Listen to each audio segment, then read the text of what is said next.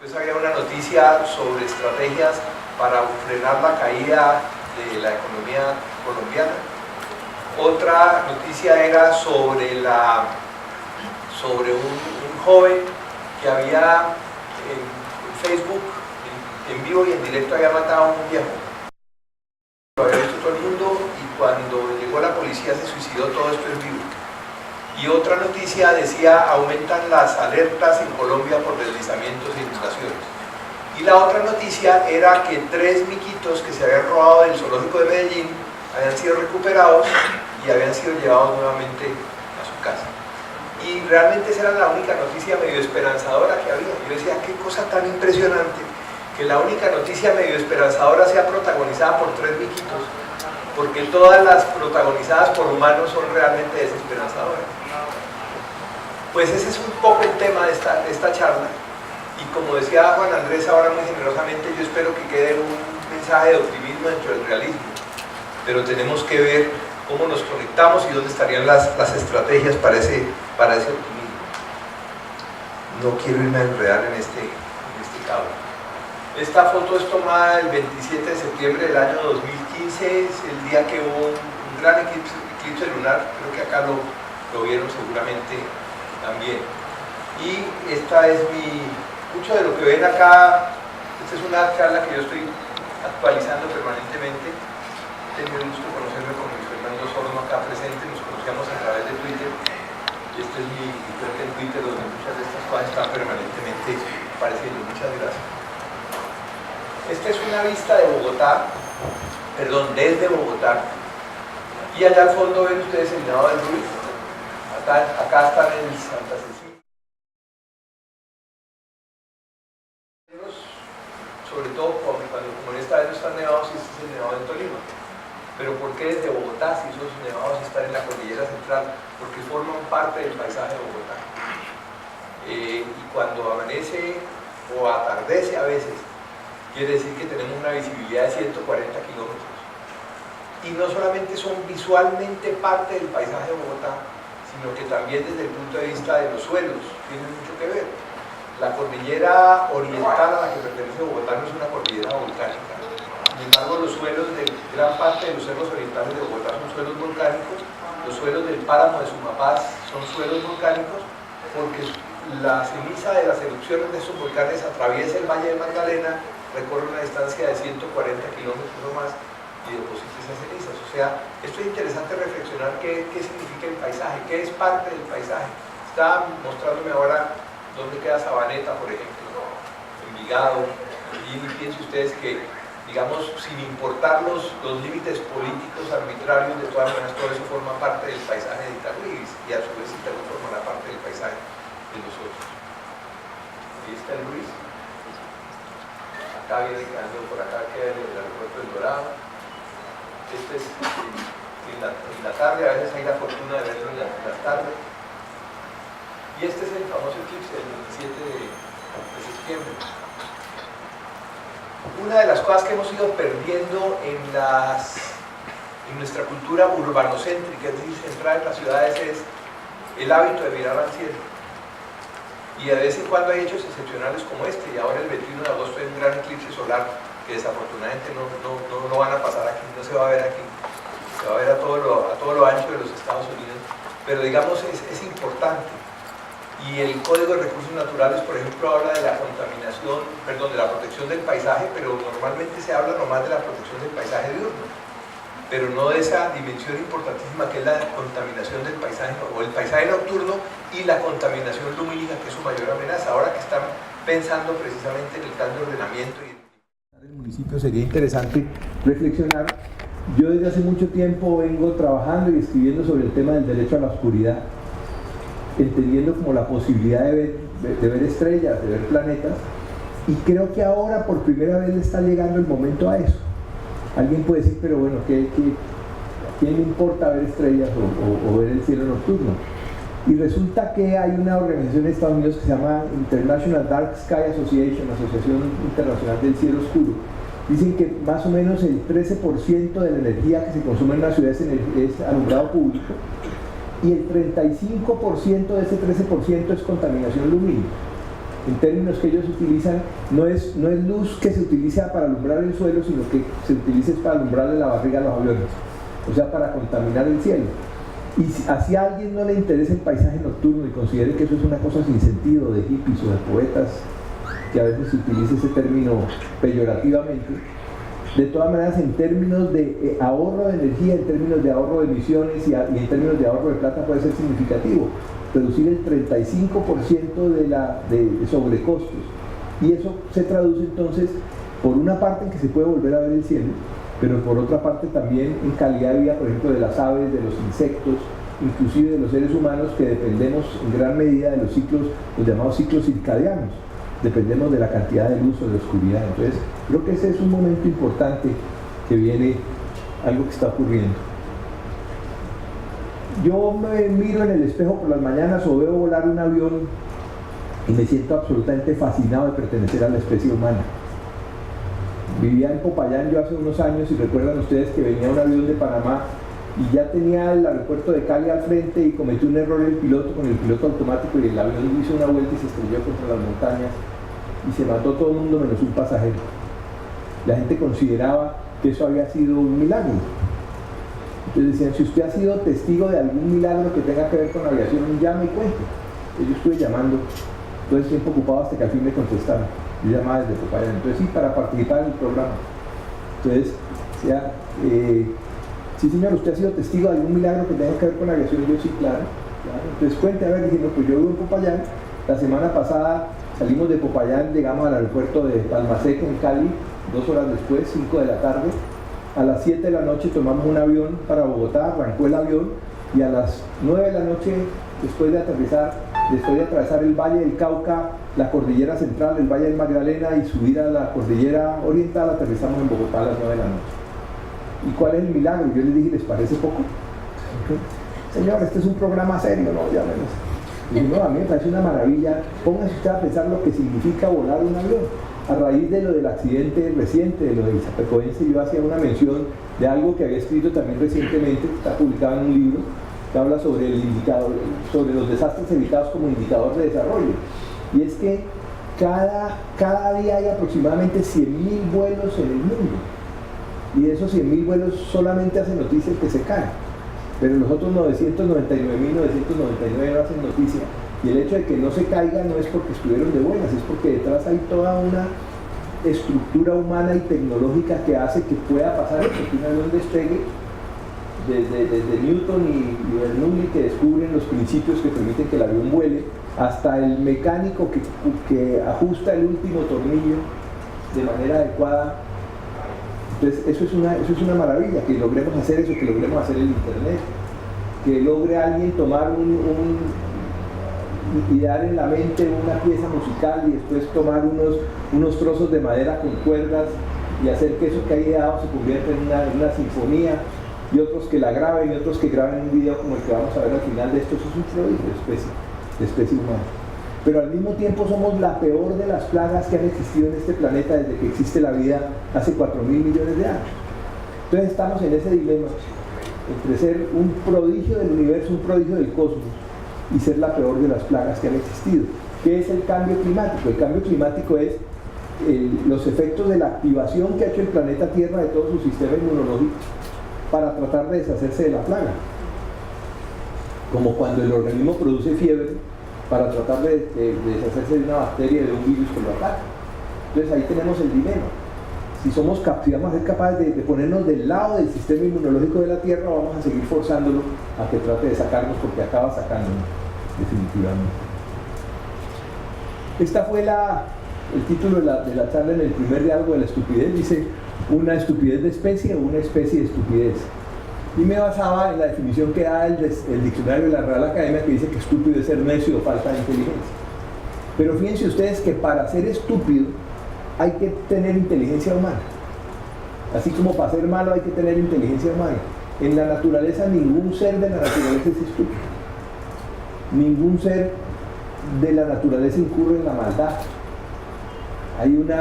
Alguien discutía ahí, si ustedes vieron esa película tan linda, Magia Salvaje, verán que hay una escena donde un jaguar llega a un sitio con un jabalí en una manada, los demás jabalíes huyen, y este se lleva ese jabalí. Entonces dicen, bueno, pero ¿dónde está? Eso es la ley de la selva.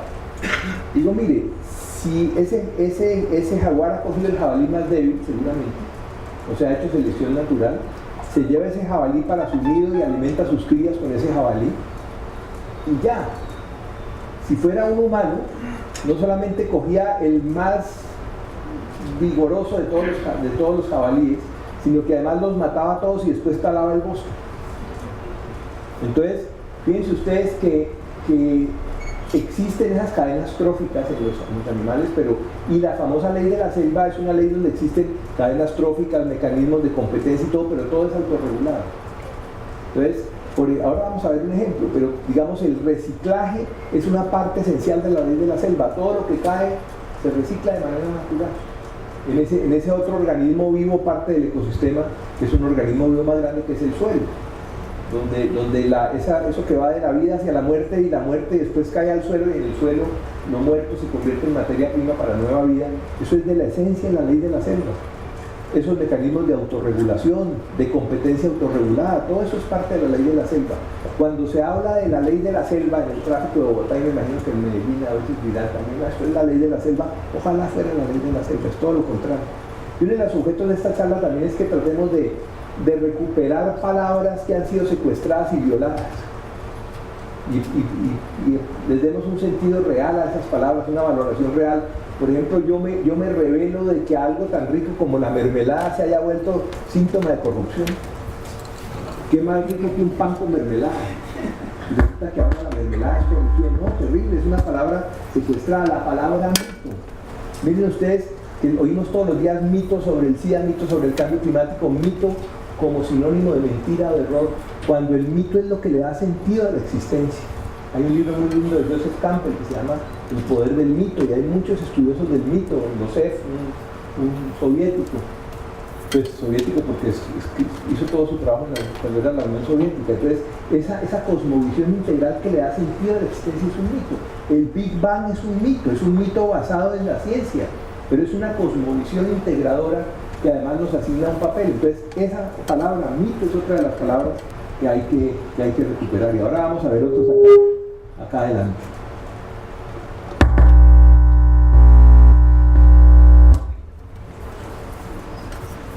Ahorita estoy mirando. Ahorita miramos. Periódicamente, esta foto es mía, pero hay unas maravillosas que circulan periódicamente por internet, por las redes sociales. Digo, ¿cuándo vamos a aprender a convivir como animales? Y realmente uno de los grandes avances del llamado neodarwinismo es mostrar que el motor de la evolución, más que la competencia donde unos destruyen a otros, es la simbiosis, son las asociaciones. ¿Sí? O sea, las células vegetales son asociaciones simbióticas, o sea, son células que se unen para aprender a hacer fotosíntesis, otras para captar el oxígeno, etcétera, etcétera. Entonces, esto es una de las cosas, digamos, pues también que hay que recuperar como ese sentido, esa manía que tenemos de achacarle a los animales todos los defectos humanos. Entonces a los corruptos se les dice ratas. Las ratas no son corruptas, las ratas son ratas. Los sapos no son lambones, los sapos son sapos. Los lagartos no son oportunistas, son lagartos. Pero entonces fíjense cómo todos los defectos humanos les aplicamos a algún animal. Un paso muy importante hacia la estupidez, esto es todo de la primera charla, fue cuando Akenatón, que fue un faraón de la dinastía 18, esto fue como en el siglo XV a.C., resolvió expulsar el politeísmo del cielo.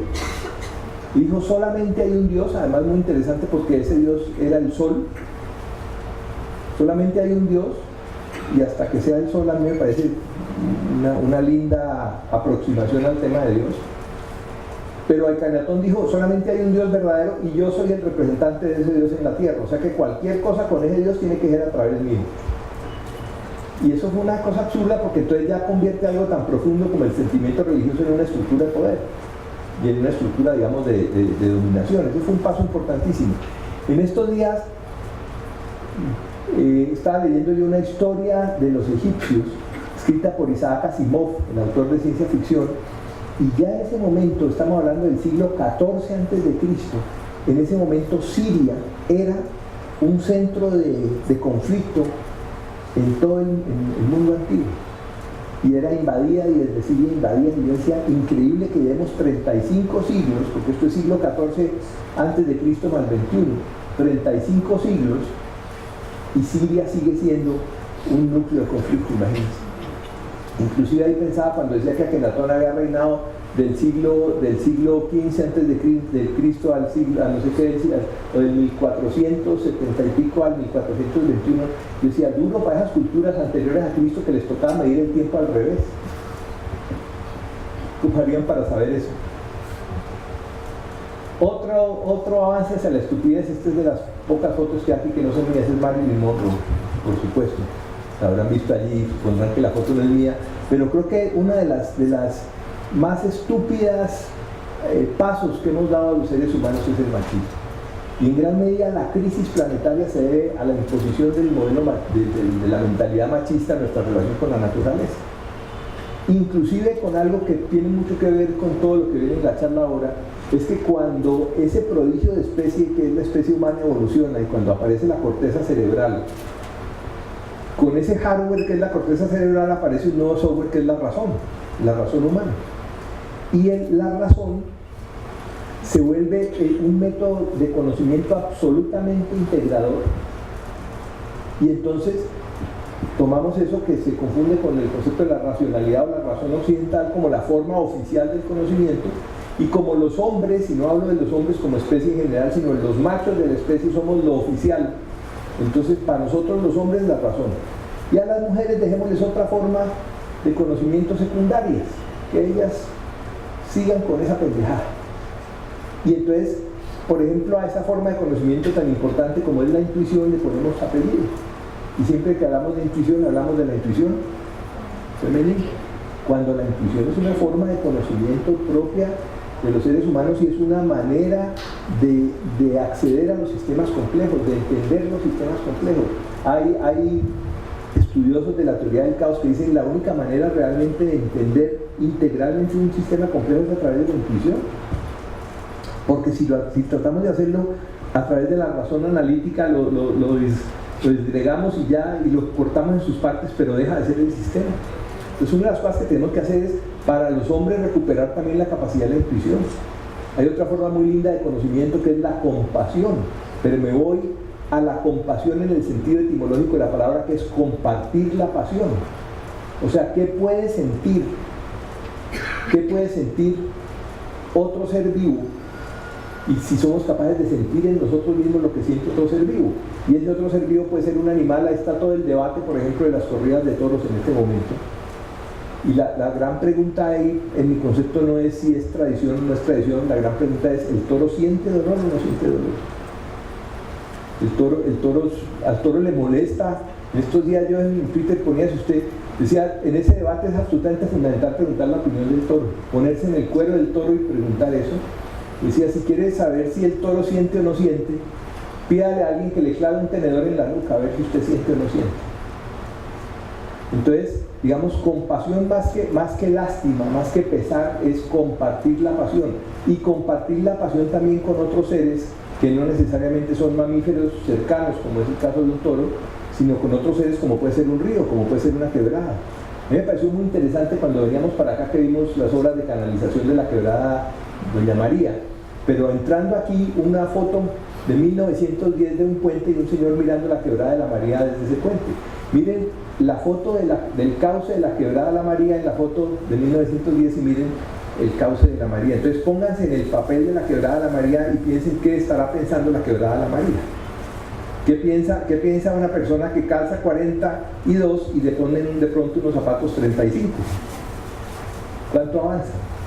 Sin quitarse los zapatos.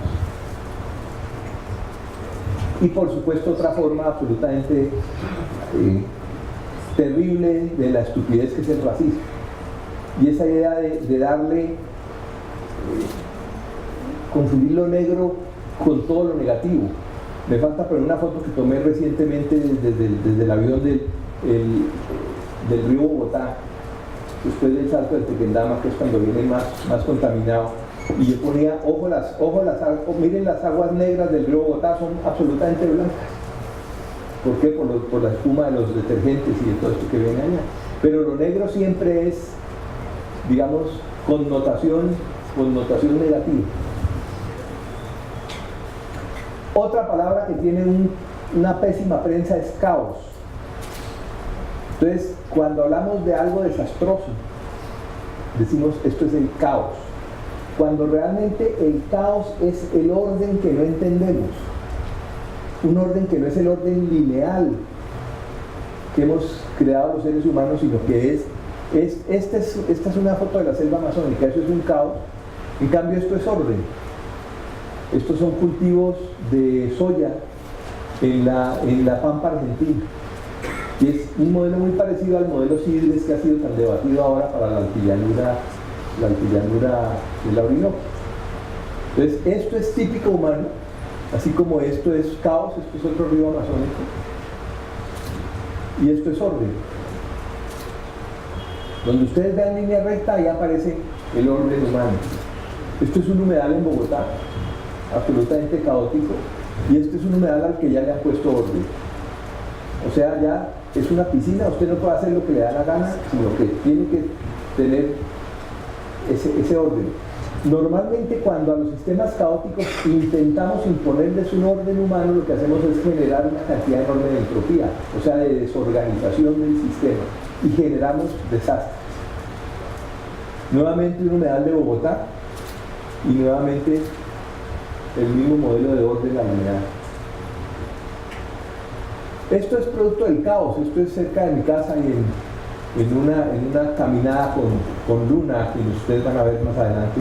Me encuentro esto, pero además, ¿qué ven ahí ustedes? Sudamérica.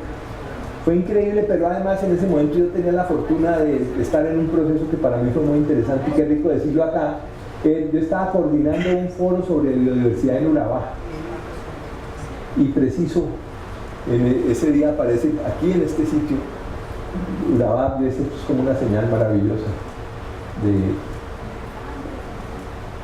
Y esto ya ha ido cambiando, el caos de esta mata ya ha ido cubriendo y aparecen otras grietas. Miren esto, las formas de las nubes es de lo más caótico que existe. Y por supuesto ahí vemos formas conocidas.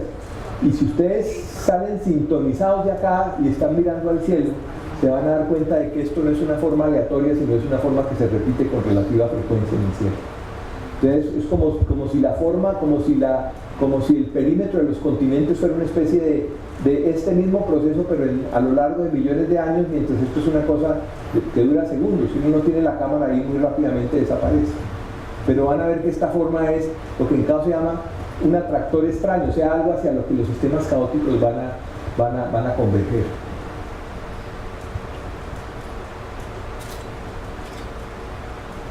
Esto lo tomé en Apartadó, precisamente cuando estaba en desarrollo de ese foro sobre biodiversidad, y yo me quedé mirando la foto, o sea, tomando la foto y un rato esperando a ver si aparecía este letrero, pero no apareció, porque era preciso. Yo estaba en Apartadó y ahí aparece esa nube. Después, esta es del año pasado, ahí ven un avión volando hacia el Golfo de Urabá. Aquí está muy achantada Colombia, razones no le faltan. Esta es tomada desde un avión. Esta es de este año. Y la que sigue fue la primera foto que tomé en el año 2004 sobre esto. La recuperé en estos días porque se me había embolatado. Esto fue una vez aterrizando en Haití, pero miren ahí la forma en relieve. O sea, es muy común que haya una serie de formas que se repiten en las nubes. Ahora, más adelante vamos a ver otro. Este es en el pavimento, pero esta además tiene un atractivo, y es que aquí tiene la falla de Oca y acá ya está surgiendo la cordillera, la cordillera, cualquiera de las tres, pues es la central. La berraquera de la vida. Esta es mi principal razón de esperanza, la berraquera de la vida. Estaba haciendo una vez en San José, Costa Rica, una conferencia sobre la berraquera de la vida, y yo decía cómo le ayudo a las traductoras a traducir la berraquera de la vida para que no se entierren. Entonces yo decía, the brave stubbornness of life, que quiere decir la valiente terquedad de la vida. Y eso hace referencia a esto. Esta ramita es en el túnel de la carrera circunvalar con 92, por encima de estos hay un puente que lleva a la Calera. Esa ramita finalmente fue vencida, pero durante muchos no meses sino años, la ramita estuvo ahí, cada vez que pasaba un carro la hacía girar y cada hojita pintaba un círculo. Y la pregunta es: ¿de qué vivía esa rama? Seguramente algo de la energía solar que le entraba por la boca del túnel y también de la humedad que le entraba por este hueco, pero es absolutamente increíble. O esta otra, este sí es reciente, este está ahí todavía, en este muro, donde hay una grieta y donde hay agua, ahí aparece la vida. Aquí ya la ven más cerca y ahora está mucho más grande. Y se vence y después vuelve y aparece otra vez. Y resulta que los seres humanos somos expresiones de lo mismo, de la berraquera en la vida. Yo he tenido oportunidad de conocer, en biología se llaman extremófilos, seres que viven en condiciones absolutamente extremas. Por ejemplo, esos seres que cuando hacen una perforación de varios, a veces kilómetros de profundidad, o cientos de metros, y sacan los taladros y analizan, y allá en el fondo hay microorganismos. En el río Bogotá hay una cantidad enorme de vida, había por supuesto extremófilos. Y yo le decía a Natalia: ¿y usted cómo puede haber sobrevivido a este drama? Y si no, es que yo tenía dos hijitas, una de 3 años y otra de año y medio, y yo no me podía dar el lujo de morirme. Y resulta que contaba esa historia y yo le decía: yo le voy a poner a usted una tutela, porque usted me está violando mi derecho a quejarme. Después de oír esa historia yo decía: ¿cómo se puede quejar uno? Como una taxista una vez en Bogotá también, que íbamos por la circunvalar en una hora muy linda del atardecer, en que se ponen a veces los cerros orientales de un color lindo, dorado, y esta mujer iba agradeciendo la fortuna de ser taxista en Bogotá, imagínense, y de poder moverse en esos paisajes. Y tenía al lado del velocímetro 2 fotos de 2 niñitas. Y yo le dije: ¿son tus niñitas? Me dijo: sí, pero venga, le cuento. Bueno, en resumen, las niñitas nacen con la bilirrubina alta, entonces les hacen una fototerapia que consiste en unos reflectores, porque la luz reduce el exceso de la bilirrubina, pero entonces hay que protegerles los ojos con unos antifaces, y los dejan mal puestos, las niñitas se quitan el antifaz y las 2 niñitas quedan ciegas, 2 bellezas. Yo decía: y esta mujer, con ese drama, y agradeciéndole a la vida la posibilidad de ser taxista en Bogotá y poder ver esos atardeceres. Entonces, otra que me quitaba el derecho a quejarme. Entonces, hay seres que sobreviven contra toda evidencia, la verdad que es la vida. Entonces, ahí tenemos el desafío: ¿cómo hacemos para poner esa inteligencia humana maravillosa al servicio de la verdad que es la vida, y no al servicio de la destrucción, y no al servicio de la barbarie, como todos los días estamos viendo con más frecuencia en todas partes?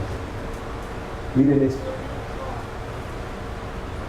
Y por supuesto, estos ya apenas se dan cuenta, lo quitan y otra vez vuelve y aparece. Este es reciente también. Un edificio que demuelen y todo, y apenas hay oportunidad y caen los primeros aguaceros, vuelve la vida y aflora.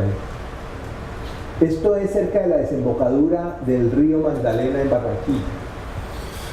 Y este es un modelo muy parecido al que ahora suena mucho, todo el tema de la navegabilidad de Magdalena y la famosa empresa Navelena y todo el tema con Odebrecht. Este fue el modelo que hicieron los chinos, y que entre otras cosas los chinos han reconocido que ese modelo aplicado al río Yangtze ha sido un fracaso social, económico y ecológico. Pero entonces vamos a convertir el Magdalena en esto. Y la pregunta es: para este pescador, cuyo territorio es el río o es la ciénaga, ¿este modelo qué ofrece? ¿Qué oportunidades ofrece? Y por supuesto ofrece oportunidades, pero resulta que este pescador se convierte de alguna manera en un desplazado in situ, es decir, el GPS dice: aquí vivía su tatarabuelo, su bisabuelo, su abuelo, su papá, aquí vive usted, no se ha movido en 5 generaciones, pero se vuelve un espectador de los efectos de decisiones que toman otros sobre el territorio. Y yo creo que en este momento es la gran lucha en Colombia, en muchas regiones de Colombia, es nosotros. Había un lema muy interesante, creo que es de los campesinos de Sumapaz, que dice: ninguna decisión sobre nosotros sin nosotros. Y lo que vimos en Cajamarca con la consulta sobre minería y otras cosas, las comunidades dijeron no pueden tomar decisiones sobre el territorio, que es decisiones sobre nosotros y sobre las generaciones futuras, sin que nosotros participemos ahí en esas decisiones. Esto es lo que llamamos una casa en sucesión. Cuando es muy común una casa de pronto comienza a salir, entre comillas, maleza por las ventanas, por las puertas, etc. Entonces, ¿qué pasa ahí? No es una casa en sucesión, es que se agarraron a pelear los herederos y ninguno gasta jardinero. Pero desde el punto de vista ecológico es una sucesión ecológica. O sea, es la vida comenzando a recuperar todos los espacios. Entre otras cosas, en Caracol ha habido unos informes ahora, estos días sobre el retamo espinoso es este, pero es la verdadera de la vida tomando los espacios. Hay un libro muy lindo que se lo recomiendo, se llama El mundo sin nosotros, de Alan Weisman, además con una bellísima traducción al español, y es como si desapareciera súbitamente la especie humana, cómo comienza la vida a recuperar, por ejemplo, las ciudades como Nueva York. Y ahí hay una cosa muy interesante, porque ahí me entero yo de que la isla de Manhattan tiene el nombre original de unas colinas que se llaman las colinas Manhattan, el nombre indígena. Cuando llegan los ingleses comienzan a aplanar esas colinas y con la tierra de esas colinas comienzan a tapar humedales. Entonces dice en el libro, esto fue hace años que lo leí, que el metro de Nueva York tiene una cantidad enorme de motobombas que están permanentemente sacando agua. ¿Por qué? Porque ese es territorio de humedales, es igual que Bogotá, territorio de humedales. Y resulta que cuando viene hace poco el huracán Stan a Nueva York, acuérdense que se llamó la tormenta perfecta, pues claro, se inundó totalmente el metro. ¿Por qué? Porque se fue la luz y entonces no podían volver a las motobombas. Entonces es la memoria del agua, la memoria del humedal que recupera eso. Y como les digo, ese libro es maravilloso y hay como una descripción frente a todos los ecosistemas. Una frase muy desafortunada de Simón Bolívar, que una vez, entre otras cosas, yo mostré esto en un evento que organizó la Corte Constitucional en el 2014, que se llamaba Encuentro Constitucional por la Tierra, en Ibagué. Ahí yo hablé sobre, gran parte de esta charla está allí, y ahí yo mostré esto, y ahí está el presidente de la Corte Constitucional venezolana y me reclamó, me dijo: usted está citando al Libertador por fuera de contexto. Yo le dije: tiene toda la razón. Porque el contexto es que el día del terremoto de Caracas de 1812, que como el de Popayán, mi ciudad, fue un Jueves Santo, alguien le dijo a Bolívar que ese terremoto era una prueba de que la naturaleza estaba con los españoles y no con los patriotas. Entonces Bolívar se emberracó, dijo. Pero más allá del contexto, parece que ese fuera como la brújula del desarrollo. O sea, si la naturaleza se opone a nuestros designios, lucharemos contra ella y haremos que nos obedezca. Es un poco inclusive la frase bíblica o la concepción bíblica donde dice: nosotros los seres humanos fuimos creados a imagen y semejanza, o creados a imagen y semejanza de Dios, y toda la creación ha sido para que nosotros la dominemos, está al servicio nuestro. Y es muy interesante porque quienes se dedican a la ecoteología, o sea, la teología desde la naturaleza, y hoy esa figura tan importante como el Papa, pues ahí tienen dificultades para reinterpretar la Biblia, sin negarla, pero reinterpretarla y decir: no, es que esto no es que nosotros seamos los dueños y señores, nosotros somos los jardineros de esto. Pero lo cierto es que hay un esfuerzo por entender que esto no es así. Estas fotos son tomadas en un sitio que se llama Aguascalientes, en el Perú. Y aquí llegan los trenes que llevan turistas que van a Machu Picchu. Los turistas se bajan acá, toman los buses, suben a Machu Picchu. Y este río, que tiene dos nombres, aquí se llama Vilcanota y más abajo se llama Urubamba. Miren ustedes que es un río que uno pensaría: bueno, ¿y estos muros tan grandes qué? Y vuelvo y simplemente les dejo la reflexión para pensar en Doña María. Miren ustedes la altura de los puentes. Estas fotos las tomé el 7 de julio del 2007. Tengo clara la fecha porque era 070707. Y estas fotos me las manda un amigo del Perú que había oído mi charla. Y esto es lo que opina la naturaleza de que la idea de que nosotros le podemos imponer nuestros vecinos.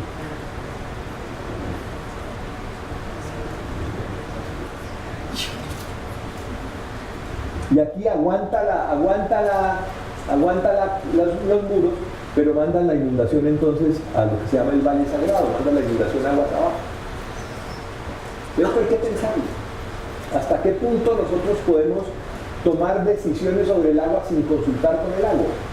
De pronto hay que hacerlo en algunos momentos, pero hay que sentarse con el agua y entonces, bueno, tenemos que hacer este muro en estos sectores, ¿vos qué opinás?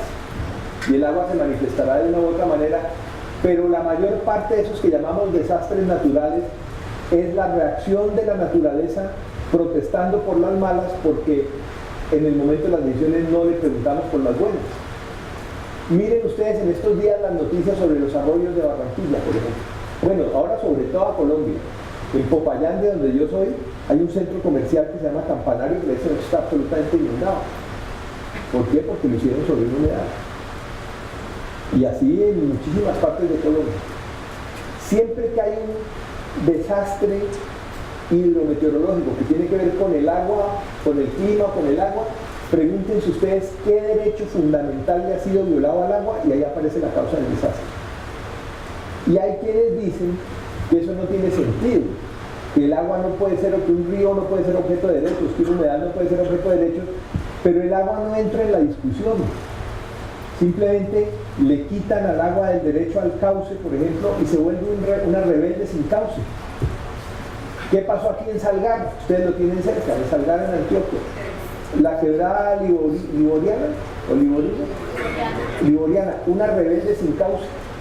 Le quitan el derecho a contar con unos dobladillos, con unas zonas de expansión para las temporadas de lluvias fuertes. Los arroyos de Barranquilla es porque todos los derechos, incluido el derecho a desembocar, incluido el derecho a ser absorbida por el agua, le han sido quitados, y resultado, los arroyos de Barranquilla.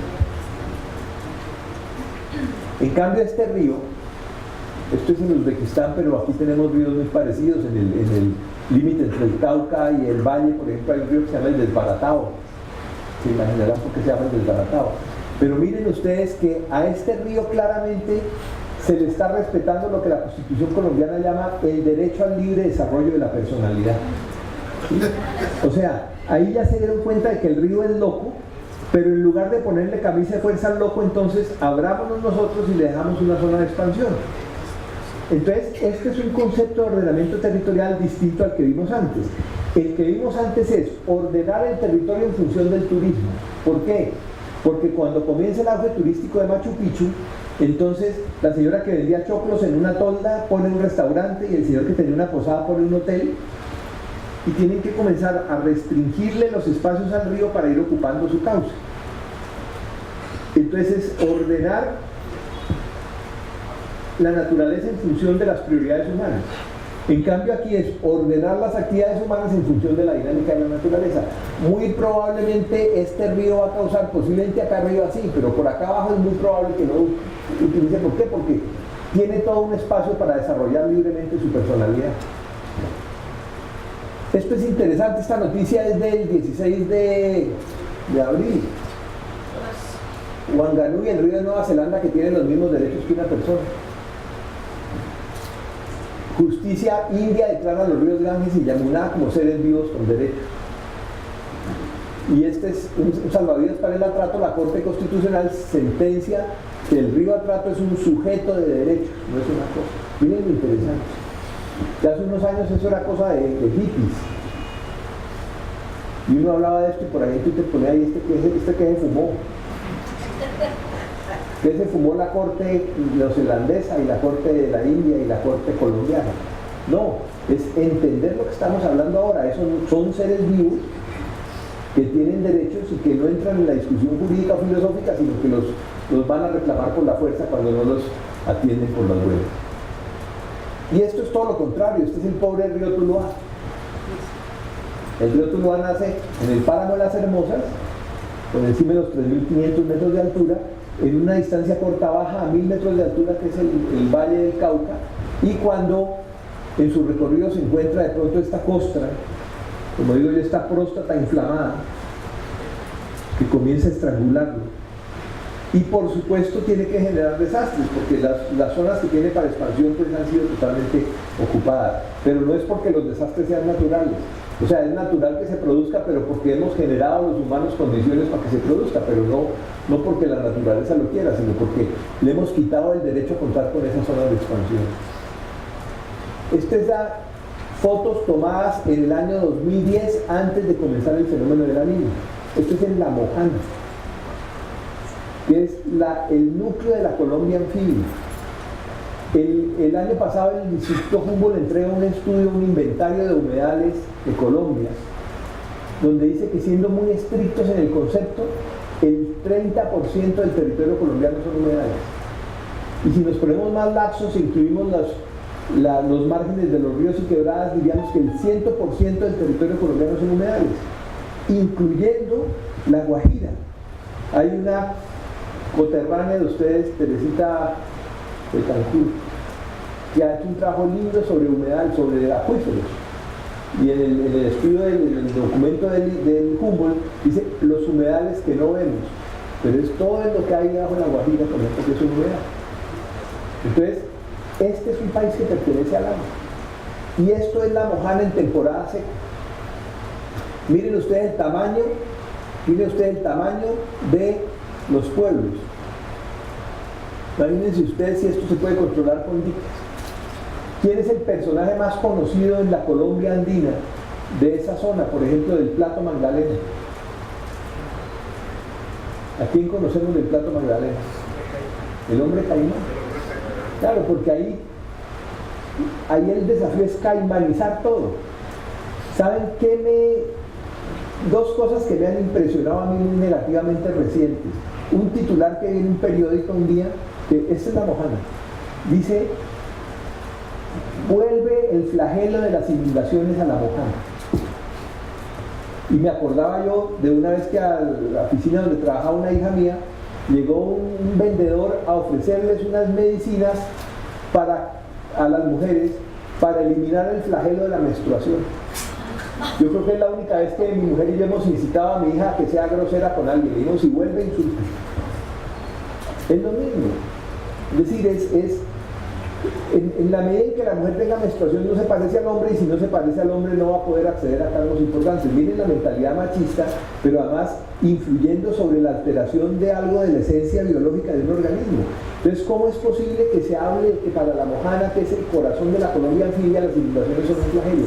Y la otra es una noticia de hace 3 días, pero que hoy tiene que volver a aparecer, porque hay una movilización en el Chocó, y es un pliego de peticiones de comunidades de Río Sucio, que es uno de los sitios del planeta Tierra donde más llueve, donde las comunidades negras le están pidiendo al gobierno que canalice los ríos. ¿Qué pasó con la cultura anfibia chocuana? Si es que el Chocó es el fondo de un humedal, porque es el sitio donde más llueve en el planeta Tierra y donde se han desarrollado culturas anfibias. Y miren ustedes fotografías de pueblos amenazados, no amenazados, afectados por crecientes del atrato, por ejemplo, y claro, porque son casas como hechas para Medellín o para Bogotá o para Itagüí, casas de un piso o de 2 pisos pegadas al suelo, en bloque, que no tienen absolutamente nada que ver con la cultura anfibia. Entonces, la imposición de la mentalidad cachaca a esas comunidades, rompiendo totalmente su cultura, hasta el punto de que ahora estén pidiendo la canalización de los ríos. ¿Ustedes creen que estos ríos son canalizables? ¿Ustedes creen que los desastres que ocurren después de estas fotos, cuando viene la temporada de la niña, es precisamente porque les han desviado los ríos, porque han secado los humedales, etcétera, etcétera? Esta foto y la que sigue son del Banco de la República, y estos son vestigios de las espinas de pescado de los cenúes. Los cenúes son una cultura que encuentran los españoles cuando llegan al Caribe, que son culturas absolutamente anfibias, para los cuales la inundación nunca fue un desastre. La inundación era una bendición. Como por ejemplo, y hay estas mismas espinas de pescado, es una foto que tengo que incluir acá, en la muy controvertida reserva Van der Hamen en este momento en Bogotá, que muestra que en ese sitio existía la misma lógica anfibia, como existe también en el altiplano andino. Entonces son lógicas anfibias, pero no solo en la costa, sino también en partes altas de los Andes. Y esto es en Lorica. Son culturas que siguen vivas. Esto está ahí, yo les puedo mandar a través de Juan, les puedo mandar como los links donde encuentran todo esto. Con este mismo título y las mismas fotos están en uno de mis blogs. Esta señora es la abuela de estos niñitos, ahí les está llevando en la canoa hasta la carretera donde el papá saca la moto de unos matorrales y lo lleva a la escuela, después vuelve ahí, vuelve otra vez, lo llevan en la canoa. Cuando comienza a subir el agua, el señor sale y construye el puente, y en temporada seca arruma el kit y lo tiene ahí listo para cuando vuelva a subir el agua. Este es un muchacho que es pescador / agricultor, dependiendo de la época del año. Y yo tuve aquí una vivencia maravillosa porque a este lo llama alguien por el celular, le dice, sí, espérate un momentico, le pasa el canalete a otro y saca del morral un computador, le pone un modem USB y comienza a bajar información de internet que le ha mandado el que lo llamó por teléfono. Yo decía, eso es un prodigio porque está accediendo al derecho a la banda ancha, pero sin renunciar a su condición de pescador y de campesino. Yo decía, este es el futuro ecológico, que el campesino pueda ser campesino, que el pescador pueda ser pescador, pero que al mismo tiempo tenga derecho a todos los beneficios del siglo XXI. Pero no eso de que si quiere acceder a eso tiene que renunciar a su identidad y a su condición de pescador o de campesino. Estos son variedades de arroz que han tenido mucho auge, se llama arroz ligerito, y esto es un arroz que lo siembran apenas se retire el agua y antes de que regrese el agua lo han cosechado, que no ha tenido auge comercial porque no tiene, digamos, la rentabilidad que tienen los arroces comerciales, pero que frente a los desafíos del cambio climático se vuelve valiosísimo. Y en esta zona pues la biodiversidad es biológica, pero también es cultural. Aquí hicimos con Oxfam en enero del 2011, pleno desastre de la niña, unas 600 encuestas en esa zona. Nos llamó mucho la atención que no encontramos ni un desempleado. Cualquier parte de Colombia usted hace una encuesta y aparecen cantidades de desempleados. Ahí lo más cerca de un desempleado que encontramos fue uno que cuando le preguntábamos, ¿usted qué vive? Decía, pendiente de lo que resulte. Entonces yo decía, ese es consultor, ese es colega, yo me considero. Y ya me encontré un colega aquí, pendiente de lo que resulte. Y lo vi escrito muy lindo después en un libro sobre el Chocó, en donde un campesino del Chocó decía, es que nosotros somos empleados de la naturaleza, pero el concepto de que yo tengo que depender de un contrato, de un sueldo, de un trabajo fijo, no existe. O sea, la vida se da en función, digamos, de algo que vamos a ver más adelante ahora. Y esto también es lindo, es en la misma zona, pero esto ya es en un pueblo. Y entonces es esa multiactividad, así como se es pescador o se es agricultor, ya en la ciudad pues nadie puede tener una verdulería sola o una lavandería sola, hay que tener las dos cosas. Y a lo mejor aquí no se nos ocurre llevar el vestido bueno pues a que lo laven en una lavandería y verdulería, pero resulta que allá no puede haber especialización. Allá tienen que estar dispuestos a lo que resulte en un momento determinado. Miren esa cultura multiactiva increíble. Hablábamos ahora del concepto de caos y de los sistemas complejos. Este es un tema interesante y ustedes quienes sean maestros o maestras y tengan contacto saben que habrán oído la queja de que hay una cantidad de ejes transversales en la educación, y entonces decía una maestra una vez, a mí ya no me caen más ejes transversales, porque ya la educación de género, la educación para la paz, la educación para el cambio climático, la educación ambiental, son todos ejes transversales. No, realmente es como un lente para mirar el mundo. Por ejemplo, cómo entender el comportamiento de los sistemas complejos. Por ejemplo, en este caos que es el bosque tropical, ¿quién controla las plagas? ¿Quién fumiga? ¿O quién abona? Abona el reciclaje, abona el suelo. ¿Y quién fumiga? Pues si este barranquero se alimenta de este insecto, y hay muchos barranqueros, pues hay poquitos insectos, porque hay mucha presión sobre los insectos. Como hay mucha presión sobre los insectos disminuyen, entonces hay poquita alimentación para los barranqueros, entonces disminuyen los barranqueros. Y como disminuyen los barranqueros, hay menos presión sobre los insectos, entonces aumentan los insectos. Y como aumentan los insectos, hay más comida para los pájaros, entonces aumentan los pájaros. Y como aumentan los pájaros, hay más presión sobre los insectos, entonces disminuyen los insectos. Y como disminuyen los insectos, etcétera, etcétera. Pero ¿qué pasa si quemamos el hábitat del pájaro? Se va el pájaro. Y como se va el pájaro, el insecto aumenta y aumenta y aumenta y se convierte en una plaga.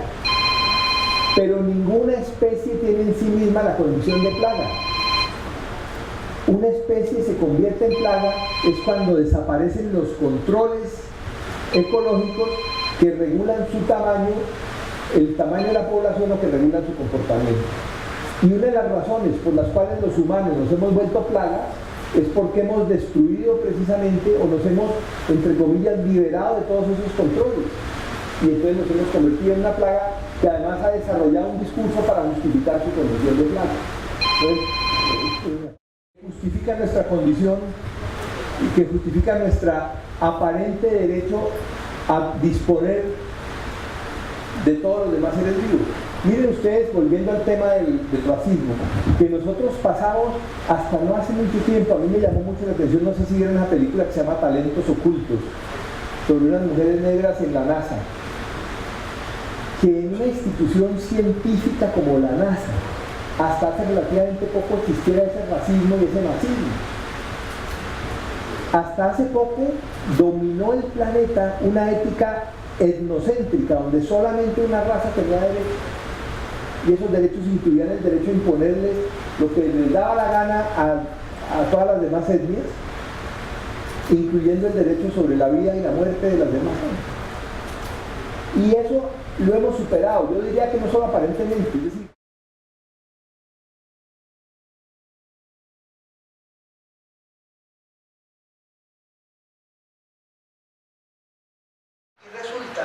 que eso nos está conduciendo a la extinción. Miren nomás qué es lo que llamamos salud. Hoy se sabe que en gran medida lo que llamamos salud es una relación simbiótica, o sea, de asociación entre nuestras propias células y las células de los millones de microorganismos que viven en nosotros, que viven sobre la piel, que viven dentro de nuestro cuerpo. Yo lo sabía teóricamente, pero hace mucho, yo creo que 15 años no tenía que tomar una tanda de antibióticos y me cayó una bacteria. Y me tocó tomar unos antibióticos durísimos y después tuve que comenzar todo el proceso de reconciliarme con toda mi fauna y flora intestinal otra vez. Y recuperar la salud, pero recuperar la salud era que recuperaran su derecho a estar ahí todos los microorganismos que hacen la flora y la fauna intestinal. Y en nosotros viven millones de organismos. Y asimismo, nosotros como especie humana dependemos de millones de organismos para poder vivir. Pero si seguimos pensando que nosotros somos autónomos y no que formamos parte de una red compleja, pues pasa lo que está pasando, y es que la Tierra nos acaba echando. Cada vez que yo oigo hablar con ese expreso que uno dice, es que el desarrollo no se puede frenar por unos pajaritos y por unos arbolitos. Resulta que un pajarito que desaparece quiere decir que nosotros avanzamos un paso en el turno hacia la desaparición. Oí hace poco una conferencia de unos ornitólogos en el planetario en Bogotá y hablaban de que una de las aves que existe precisamente en la reserva Bandeirajame es un pájaro que se llama el tapaculo. Y dice, ¿cómo vamos a frenar el desarrollo de Bogotá? ¿A quién le importa el tapaculo? Y yo decía, si desaparece el tapaculo, vaya tapando el suyo porque quiere decir que avanzó un paso en la fila para la extinción. O sea, una especie que desaparece pone en amenaza la especie humana, así como cada vez que desaparece un dialecto o una lengua, que cada día desaparecen más, quiere decir que toda la cultura humana está empobreciéndose de una manera enorme. Esta es otra de las estrategias de la naturaleza, la fractalidad, que es esa propiedad que tiene la naturaleza de repetirse a sí misma a medida que cambia de escala. Y quizás el mejor ejemplo es el helecho. Miren ustedes, aquí de pronto se ve más claramente cómo cada una de estas hojas de helecho es un resumen de la hoja grande, pero además está formada por unas hojitas más pequeñas y cada una con una hojita más pequeña. Decíamos hace un momento, esta maravilla especie que es el ser humano, cada uno de los 7.000 y pico de millones de personas, 7.600 millones más o menos de seres humanos que habitamos en este planeta, incluidos todos los que estamos acá, tenemos en el cerebro aproximadamente 100.000 millones de neuronas. La galaxia Vía Láctea tiene aproximadamente 100.000 millones de estrellas y el universo tiene aproximadamente 100.000 millones de galaxias. O sea que cada ser humano tiene tantas neuronas como estrellas tiene la galaxia y como galaxias tiene el universo. Y cada ser humano es como un resumen maravilloso del cosmos. Esa es fractalidad. Esto es el Foto del 4 de octubre del 2008. ¿Y por qué tengo tan clara la fecha? Porque es lo que en los países de tradición católica del hemisferio norte se llama el cordonazo de San Francisco. El 4 de octubre es el día de San Francisco, las fiestas de San Pacho, en Quibdó. San Pacho, que se respeta, es bajo el aguacero, bajo la tormenta. Y a pesar del cambio climático, sigue siendo bastante regular. Y si no es exactamente el 4 de octubre, es unos días antes o unos días después. Esto es, en un 4 de octubre son fotos sobre Bogotá. Miren esto, también es el mismo día, miren la estructura de esto. Y miren esta estructura, esto es en la costa panameña. Esta estructura ramificada, esto es un fractal. Es una estructura que es una lógica de organización de la materia que se va repitiendo en distintos escenarios, en distintas escalas.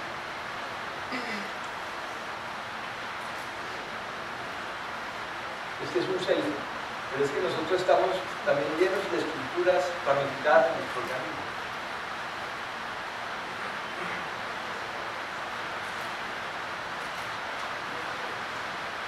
Miren este rayo y miren la desembocadura del río Saldaña en el Magdalena. Miren la lógica de algo. Este es en El Salvador. En el colegio le enseñaban a uno que el gas más abundante de la atmósfera es el nitrógeno, que en griego se llama azoe, que quiere decir sin vida, porque ningún ser vivo puede utilizar el nitrógeno en la forma como se encuentra naturalmente en la naturaleza, sino que tiene que formar compuestos nitrogenados que la vida pueda utilizar. Y hay dos estructuras en la biosfera que forman compuestos nitrogenados. Uno son las raíces de las leguminosas y otros son los rayos. Entonces aquí tenemos un rayo y después de los aguaceros, seguramente en el campo, ustedes las habrán sentido, ya en la ciudad no es tan fácil. En el campo se siente mucho después de una tormenta eléctrica, los olores que hay. Cuando mis hijos estaban chiquitos, digamos, en el campo, yo les decía, bueno, apaguen la televisión y salgan a oler. ¿A oler qué, papá? No jodas, que no, salgan a oler. Después ya grandes se les dicen, claro, mire, este es el olor. Son compuestos nitrogenados y ozono, que es lo que forman los rayos. Entonces, una estructura son los rayos y otra estructura son las raíces de la leguminosa. Nosotros le ponían de tarea traer una raíz de frijol o traer una raíz de trébol. A mí me dio pereza irme a buscar una raíz de frijol o de trébol. Entonces, ¿qué hice? Puse negativo del rayo. Y miren que tiene inclusive los nodos nitrogenantes, que es los nodos donde se albergan las bacterias que hacen este trabajo de convertir en compuestos nitrogenados. Entonces, una maravilla de muestra de lo que es la unidad del cosmos, que uno lo ve en otros aspectos, como cómo es posible que en la selva o en los páramos haya plantas que sirvan para curar enfermedades humanas. ¿Por qué? Porque la vida es un fenómeno que está conectado así como lo vemos con esto. Y algo importantísimo para la vida entonces vienen a ser los rayos. Rayo muy extraño del río Magdalena.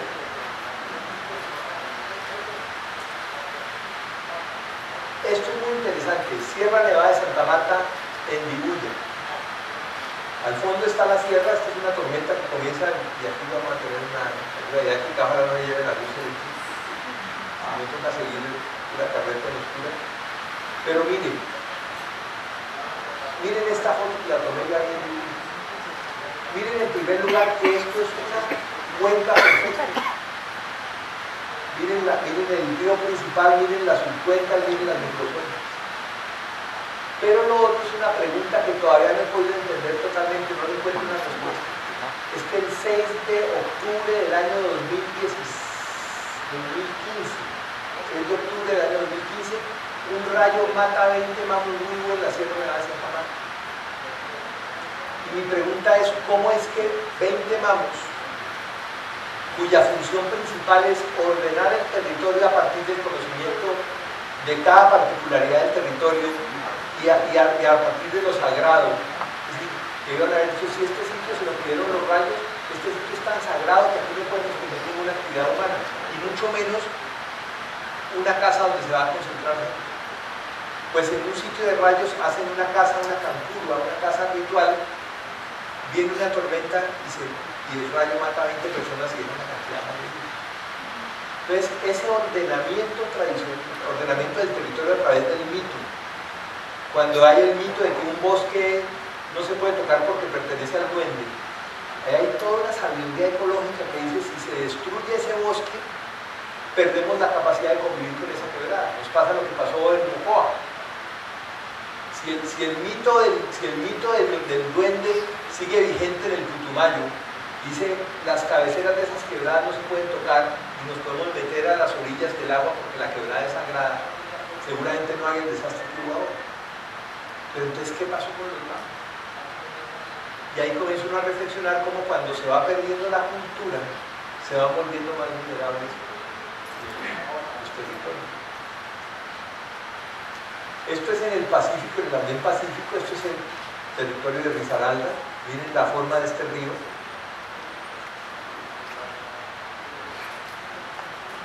Y miren la forma como los cromosomas se organizan en una estructura que se llama cromatina para entrar al núcleo de la célula.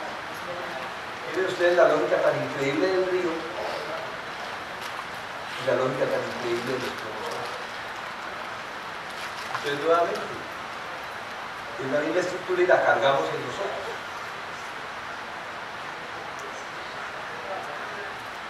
Esta es la lógica de los ríos. Excepcionalmente un río tiene un trayecto recto. El río Chicamocha, por ejemplo, hay trayectos rectos. Pero esta es la lógica de los ríos, porque todos los procesos de los sistemas orgánicos son procesos meándricos. O sea, avanzamos y cuando creemos que vamos para adelante resulta que de pronto nos devolvemos, pero volvemos a avanzar. Yo leo con optimismo el proceso de paz con base en esas cosas. Yo digo, a lo mejor aquí estábamos el día que se firmó la paz el 26 de septiembre del año pasado. Digo, bueno, ya echamos para adelante y aquí vino el plebiscito y nos devolvimos. Y aquí volvimos a arrancar y ahora estamos en un momento, yo no sé si vamos, a lo mejor estamos aquí para atrás, pero a lo mejor seguimos para adelante.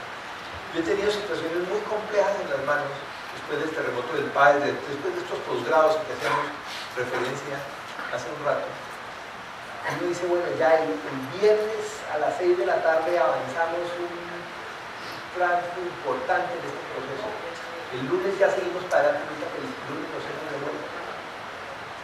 Pero cuando uno ya se da cuenta de que es que la vida es meándrica, de que la línea recta no existe en el universo. Acuérdense las fotos de las plantaciones de soja en la pampa y ya. En la naturaleza no existe la línea recta. La luz viaja en línea recta, pero por un espacio público. En el organismo humano no existe la línea recta, hasta el recto es curvo. Entonces, fíjense ustedes que si entendemos eso, nos queda mucho más fácil entender estos procesos complejos. A veces ustedes como funcionarios públicos, como personas de una ONG, digamos, ustedes se trazan les dan una financiación para un proyecto y nuestro objeto es avanzar de aquí y salir por esa puerta. Y para eso nos dan unos dólares o unos pesos. Y arranca el proceso. Y resulta que se viene el proceso y se va desviando y en lugar de salir por esa puerta de pronto se va y acaba saliendo por la puerta de allá. Entonces a uno lo evalúan por la desviación del objetivo, dicen, no, pues si su objetivo era llegar para allá, ¿cómo es posible que se haya ido para allá? Entonces yo digo, no, es que yo tengo que cumplir. Y entonces o meto plata o meto la policía o alguna cosa y obligo al proceso a que avance por allá, pero en el momento en que yo me voy, desaparece el proceso. En cambio, si yo dejo que el proceso vaya fluyendo y vaya marcando su camino, a lo mejor la misma dinámica del proceso dice que no, que lo sabio no era salir por acá, sino era salir por allá. Eso es interesante y tiene implicaciones prácticas, como es en los momentos de las evaluaciones. Este es el río Rímac.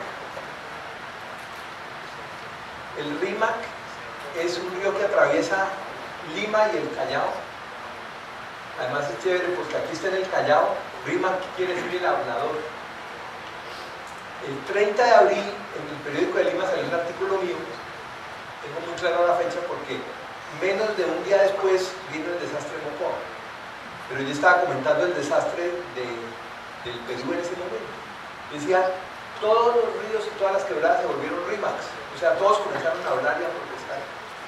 Y miren ustedes una cosa muy interesante, y es que a pesar de la canalización, miren cómo conserva la memoria de los meandros. Esto tiene que ver con un elemento importantísimo, que es el elemento de la memoria. A medida que se pierde la memoria en un territorio, en un municipio como este, cuyo plan de ordenamiento ustedes están trabajando, le pasa lo mismo que cuando un ser humano va perdiendo la memoria, se va volviendo más vulnerable. Entonces, el gran desafío, ¿cómo conservar la memoria? Un trauma para Medellín, yo me acuerdo cuando yo venía a Medellín, estaba en la construcción del metro, era que el metro acabó con muchos sitios de la memoria. Cosas que parecen intrascendentes, pero no son intrascendentes. Entonces, ¿cómo conservar la memoria? ¿Por qué pongo esta foto? Porque siempre pienso que tal llegar uno acá arriba y cuando uno llega acá arriba sale la mujer y digo, ¿qué hubo? ¿Se acordó de traer pilas? Pero miren esto que viene ahora tiene mucho que ver con ese concepto de resiliencia y de la memoria.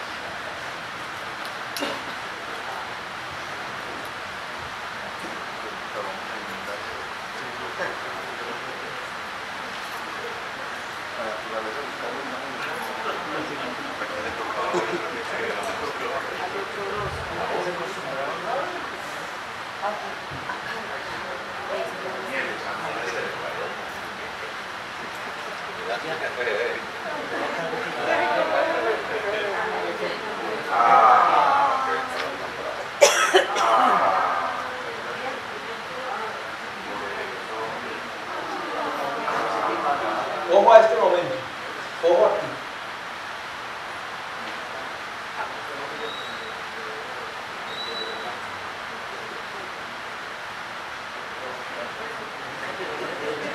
Miren que cuando uno ve que ese ventarrón coge a sus paticos, que deben tener 4 o 5 días de nacidos o menos, y coge la pata y la manda le dice, nadie cree que pueda volver a verlos después.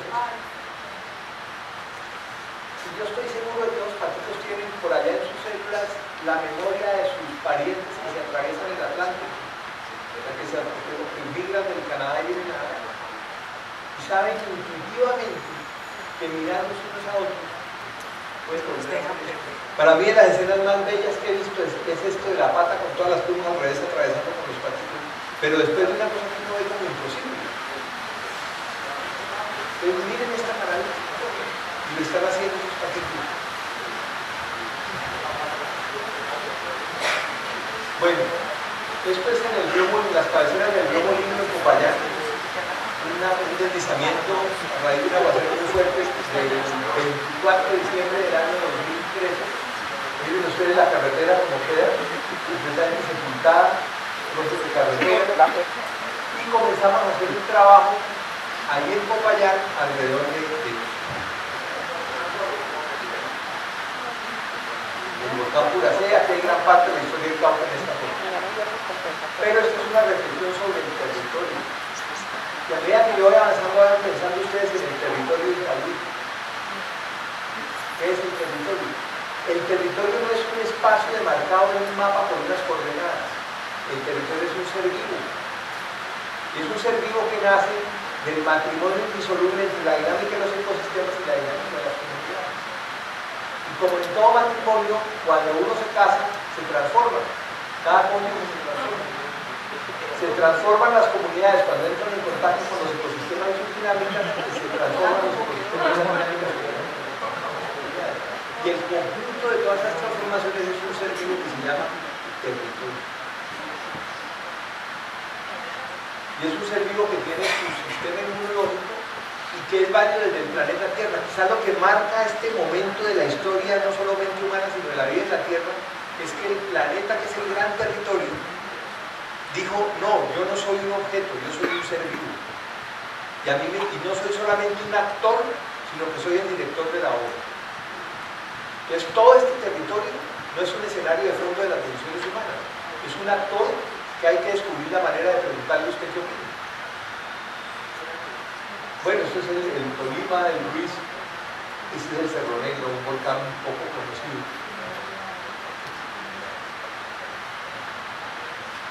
Entonces tenemos este concepto que es seguridad territorial, que desde el punto de vista del desarrollo es crear condiciones que propicien pleno desarrollo de las capacidades humanas y que fortalezcan la integridad y diversidad de nuestro ecosistema.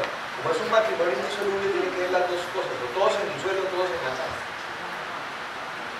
¿Cómo garantizarle seguridad, integridad y diversidad a los páramos si simultáneamente no le garantizamos a las comunidades que tradicionalmente han vivido, por ejemplo, de la ganadería, de la minería en los páramos, no les damos opciones? Pero tampoco podemos garantizarle solamente a la gente mientras no le garanticemos a los ecosistemas.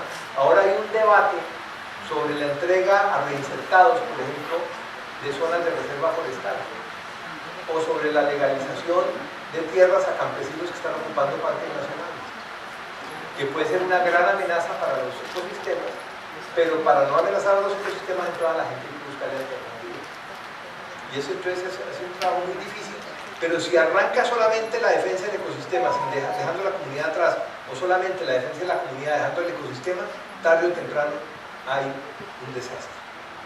Y desde el punto de vista de la gestión del riesgo es evitar que la dinámica de los ecosistemas amenace a las comunidades, pero también que la dinámica de las comunidades amenace a los ecosistemas.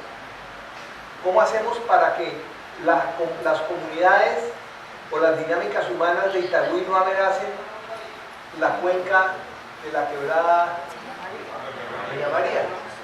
¿Y cómo hacer que la dinámica de Doña María no amenace a las comunidades? Hay que pensar, hay que sentarse con la quebrada y preguntarle.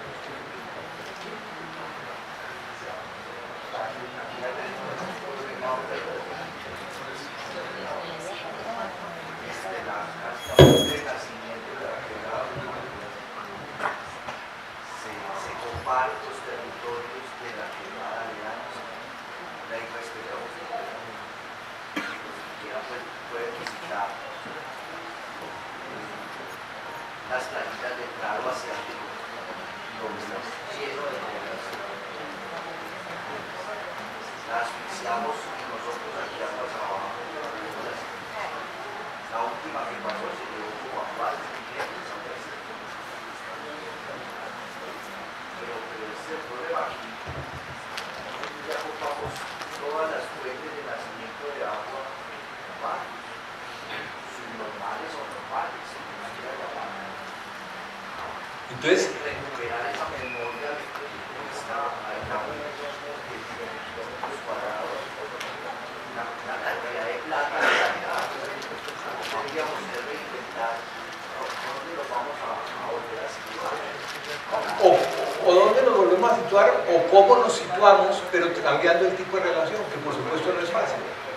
Pero fíjese usted que hay que hacer ese cuánto costaría versus cuánto cuesta, ¿no? Cuánto le costaría a Mocoa, pero cuánto le costó ahora en vidas humanas, en pérdidas económicas. ¿Cuánto cuesta no hacer?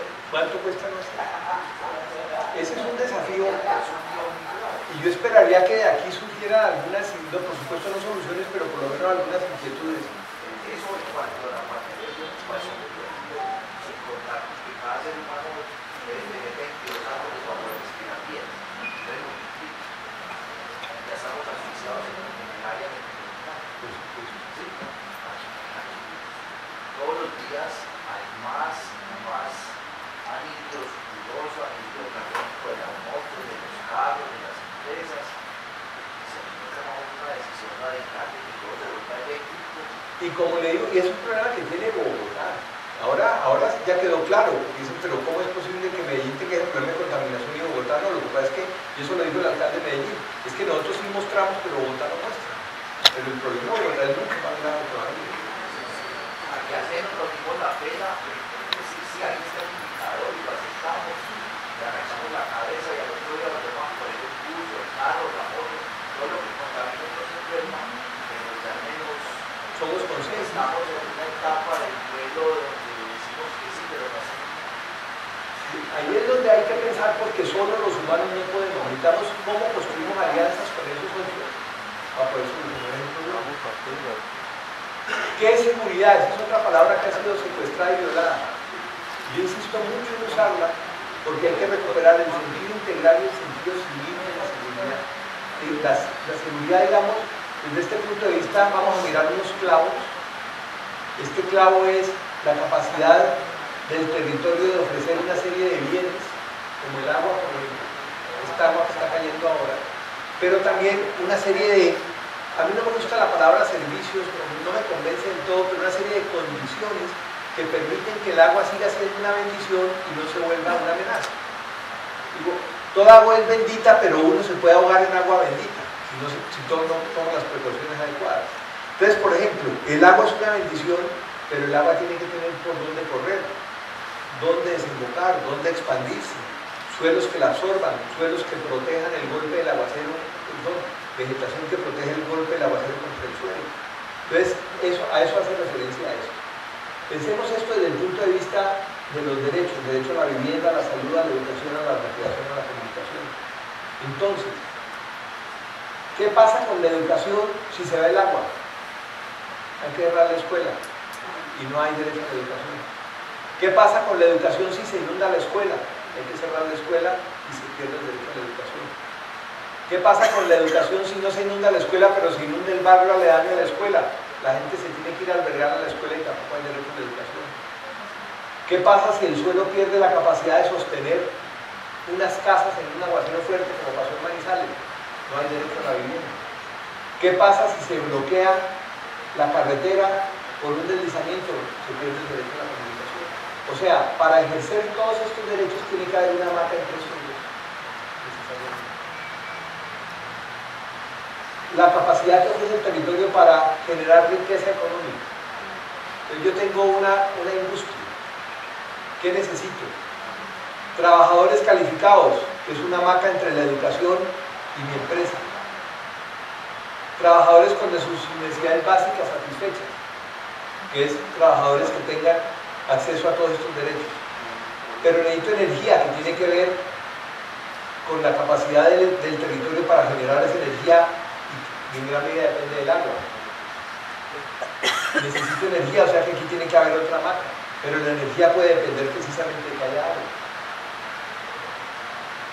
Esto, importantísimo, seguridad jurídica institucional, un Estado de Derecho, una Constitución, unas leyes, unas puertas para tocar si considero que mis derechos están siendo afectados, que es la acción popular, la tutela. Una fortaleza que tiene Colombia es el Poder Judicial, con todas las fallas de la justicia, pero por ejemplo en lo ambiental, y eso a mí me parece positivo porque en este momento los fallos de la Corte Constitucional están muy a favor de la naturaleza. Donde eso llegara a cambiar es un riesgo, y a mí me preocupa que en gran medida la gestión ambiental en Colombia esté en manos del Poder Judicial. Me preocupa, ¿por qué? Porque si el Poder Judicial, en este momento se están renovando las Cortes, si llegara a cambiar, y si en lugar de una corte que diga el río Atrato tiene derechos, diga no, la gente tiene derecho a una superautopista, no importa si se destruye el río. Entonces fíjense ustedes que esa es una cosa bastante arriesgada, pero tenemos una constitución, tenemos unas leyes que fallan mucho, sí, pero por lo menos ahí está la posibilidad del pataleo. ¿Para qué se organiza la gente? Dígame un verbo, para participar, exacto, para participar. ¿Y para qué participamos? Para intervenir en las decisiones que nos afectan, o sea, para decidir, o por lo menos para participar en la decisión. Decía alguien con mucha razón, y eso no es solo exclusivo colombiano, sino de muchas partes, pero en Colombia lo vemos muy evidentemente, que el verbo participar se conjuga yo participo, tú participas, ellos deciden. Ahora pasamos a la otra, que es lo que se está tratando de evitar en Bogotá, porque en 1954 Bogotá se tragó 6 municipios. Lo que hoy son localidades de Usme, Usaquén, Suba, Bosa. Ciudad Bolívar es parte de Bogotá. Engativá, Fontibón, y Soacha no se la tragó, pero en los hechos sí. O sea, en los hechos es como pasar de Medellín a Itagüí, no hay diferencia. Pero el alegato de la Reserva Van der Hamen, desde mi punto de vista, no es si tiene o no tiene biodiversidad, que sí la tiene, pero sobre todo es que esa reserva y otras zonas cumplen el mismo papel que los discos intervertebrales entre las vértebras. Ustedes, ojalá nadie aquí tenga hernia discal, pero el que tenga hernia discal, o si conocen gente con hernia discal, saben lo que significa cuando se desgastan esos discos y comienza una hernia a rozarse con otra. Entonces, aquí tenemos una cantidad de municipios sin discos intervertebrales, sin una capacidad de amortiguación, es lo que se está tratando de evitar en Bogotá. Cuando yo uso una metáfora, me voy a buscar, porque digo, yo espero que la metáfora ayude en lugar de confundir. Ahora les doy un ejemplo de metáfora y se me olvidó decir, tú me acuerdas. Metáforas que confunden. Pero entonces yo me voy a averiguar exactamente cuál es el papel de los discos intervertebrales. Entonces es articular una vértebra con otra, pero evitar que se rocen. Articularlas, pero cuando cae una carga sobre mi espalda, el disco se llena de agua y se vuelve un amortiguador hidráulico, que es exactamente el papel de, por ejemplo, de zonas como la reserva. Entonces, aquí es muy importante, estamos aquí en el área metropolitana, en una zona sísmica, como es gran parte de Colombia. Entonces, es muy importante que existan esas articulaciones. Es muy importante para la flexibilidad frente al cambio climático, frente a los extremos climáticos. Todo eso son articulaciones importantísimas. Los cuerpos de agua, pero los cuerpos de agua entonces hay que respetarles sus derechos para que no se vuelvan amenazas, para que no dejen de ser discos amortiguadores y para convertirse en amenazas. Ejemplos de metáforas que confunden. Todos los días oímos, inclusive gente que está en el tema, decir que el parque es el pulmón de la ciudad, que el Amazonas es el pulmón de la tierra. ¿En qué se parece la selva al pulmón? ¿Qué hace la selva? Coge gas carbónico y lo convierte en oxígeno. ¿Qué hacen los pulmones? Cogen oxígeno y lo convierten en gas carbónico. O sea, se parecen en que hacen todo lo contrario. Entonces, los verdaderos pulmones del planeta son las ciudades. ¿Por qué? Porque cogemos oxígeno y devolvemos gas carbónico. En cambio, las selvas no, las selvas son las selvas. A lo mejor hay metáforas más cercanas, como dicen, por ejemplo, que los humedales se parecen a los riñones, sí, los humedales filtran, purifican. Pero las selvas y los pulmones hacen exactamente lo contrario. Sin embargo, son metáforas que van haciendo carreras. Pero bueno, este último, que para mí es cada vez más importante, seguridad emocional, afectiva y cultural. Yo les contaba ahora el ejemplo de ese extremófilo humano que es Natalia, la muchacha que pisó la mina y que decía, yo tengo 2 hijitas chiquitas y yo no me podía dar el lujo de morirme. ¿Qué la salva a ella? Esto. Pero la salva también una serie, digamos que estos factores se dan también en caso individual. Entonces, cuando el Estado funciona, funciona.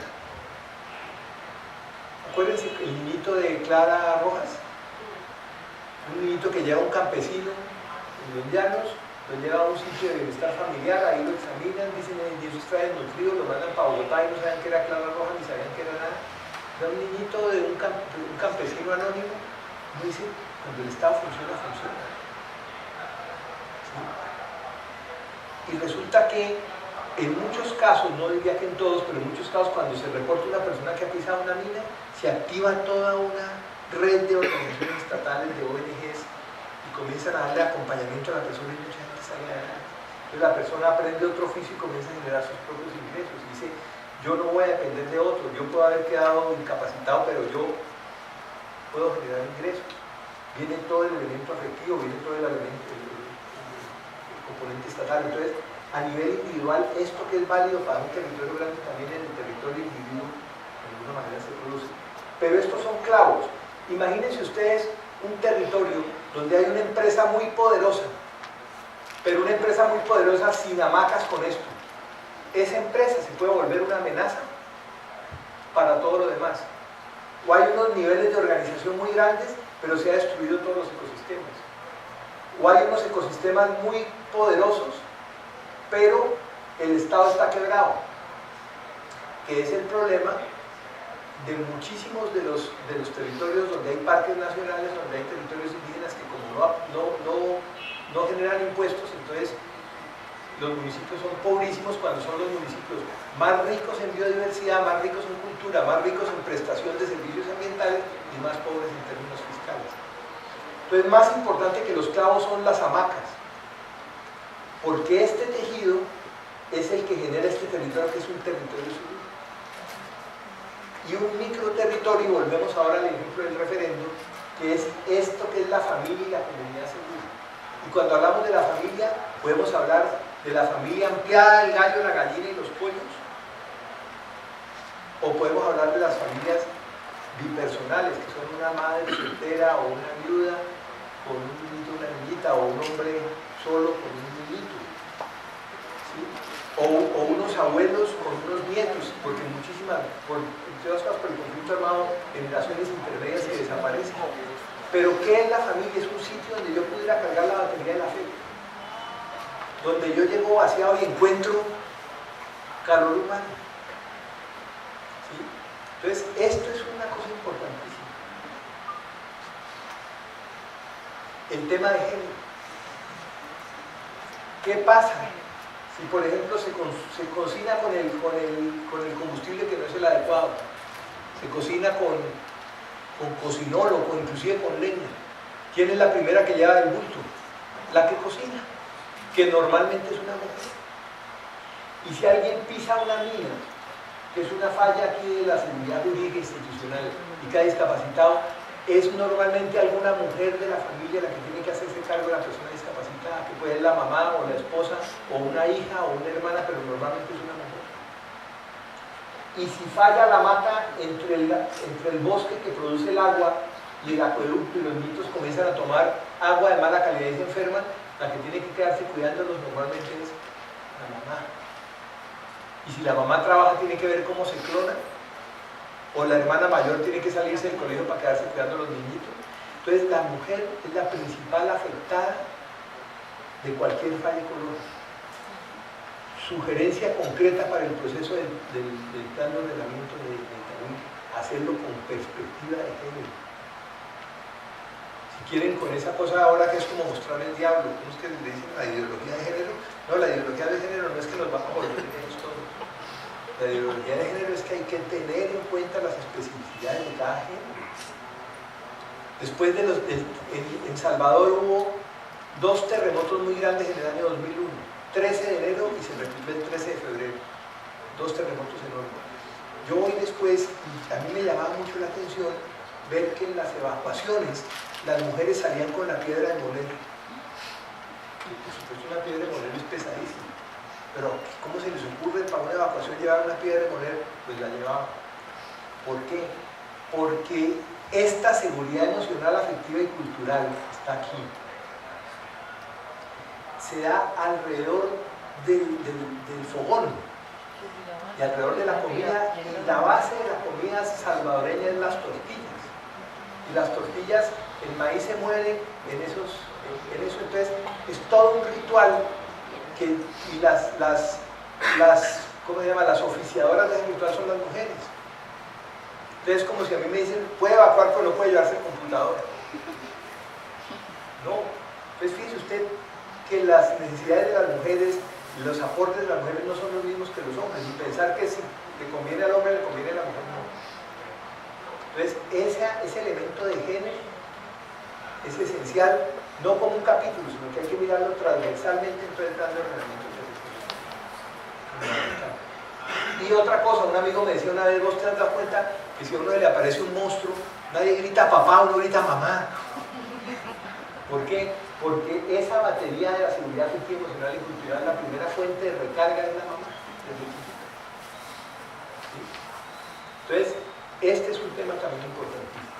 Más importante, déjenme me vuelvo un poquitico para una cosa acá, simplemente para un ejercicio que de pronto lo podemos hacer después, pero que les voy, porque es muy simple, es muy obvio. Juan, ¿tú eres el páramo o el bosque que está dando agua? ¿Cómo es tu nombre? Luz Adriana es la alcaldesa del municipio. Entonces, Luz Adriana está aquí y Luz Adriana le dice a Juan, necesito que usted me dé agua, porque sin agua se me rebota la gente. Miren ustedes, desde hace muchos años la mayor parte de las movilizaciones, incluso llegan a haber movilizaciones violentas en muchos municipios de Colombia, es por falta de agua. Entonces tú le dices a Juan, necesito agua. Tú le dices, yo le doy agua, pero ¿qué necesito de la alcaldesa o del municipio?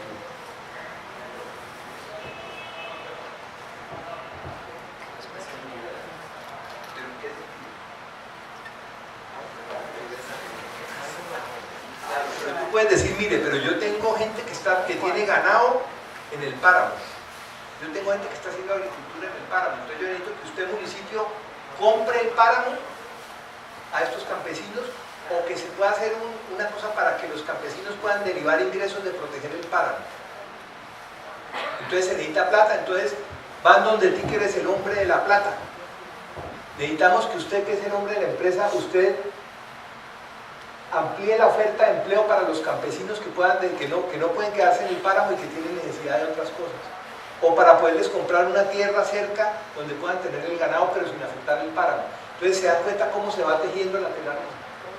Esto lo hemos trabajado en situaciones reales y es una herramienta importante para la que se llama transformación de conflictos, porque resulta que nos vamos dando cuenta, es como una especie de mapa parlante, pero depende de la seguridad ecológica y depende también de la satisfacción de las condiciones, pero también depende de que haya un Estado, un director de orquesta que regule todas esas relaciones. Entonces, en lugar de pensar que yo soy fuerte, pero mi fortaleza depende de que los demás sean débiles, si los demás son débiles, yo soy débil. En cambio, mientras todos sean más fuertes, en esa medida yo soy más fuerte. Y otra cosa importante es acordarnos que este es un actor. O sea, el futuro de la quebrada Doña María no se puede definir solamente entre humanos. O sea, tiene que sentarse alguien, mejor dicho, ahí tiene que estar sentada la quebrada. Y para allá hay estudios científicos, pero también está estudios de memoria, de los más viejos que digan, pero el señor que de la foto de 1910 a lo mejor todavía está vivo, o estaba vivo algún nieto que diga, mi abuelo me contaba que esa quebrada era mucho más ancha y resulta que ahora está en Gajetica. Entonces, ¿qué puede sentir una quebrada a la que se le ha quitado todo ese territorio? La quebrada tiene que estar sentada en unas decisiones. Ahora vemos un poquito cómo preguntarlo. La telaraña es el territorio de las arañas. ¿Y de dónde sale el hilo con que la araña fabrica la telaraña? De la araña misma. O sea, nosotros, el territorio es una secreción nuestra. Nosotros construimos territorio a partir de lo simbólico, a partir de muchísimas cosas. Yo pongo siempre un ejemplo. Si a mí en una esquina, en una banca, en la esquina de un parque me dieron el primer beso, esa no es cualquier banca, es la banca donde me dieron el primer beso. Y cada vez que yo paso por ahí me acuerdo de que ahí me dieron el primer beso y ahí me palpita el corazón. Y si en esa banca me atracaron, esa no es cualquier banca, es la banca donde me atracaron. Y si primero fue el beso y después el atraco, ahí tengo yo una confusión, pero esa banca está marcada, ese territorio está marcado por esas sensaciones. Y si yo no, si fue mi papá el que le dieron el primer beso, pero cada vez que yo pasaba por ahí mi papá me contaba, ahí yo le di el primer beso a su mamá, esa memoria la heredo. Entonces, toda esa simbología del territorio se va heredando. Y dos conceptos: resistencia, la capacidad de la telaraña para aguantar un balonazo. Entonces, vino una temporada invernal extrema, pero la telaraña aguantó y a veces ni nos dimos cuenta de que habíamos estado en emergencia. Es como el avión que aterriza sin